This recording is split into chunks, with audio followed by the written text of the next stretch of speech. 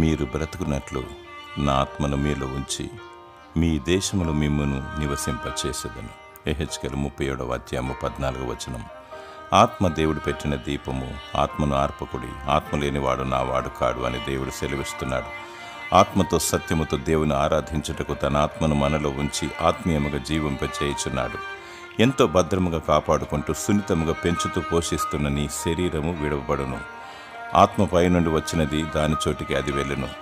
శరీరము కన్నా ఆంతర్య పురుషుని పోషించు శరీరాశ, నేత్రాశ, జీవపు డంబముకు స్వస్తి చెప్పి ఆత్మీయ ఆహారమును భుజింపనీయము.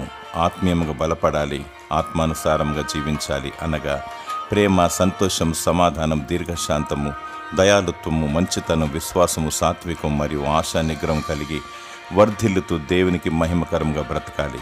దేవుని స్తుతించు. దేవుడు నిన్ను తన ఆత్మతో నింపి నీ దేశంలో క్షేమముగా నిన్ను నివసింపచేయునుగాక.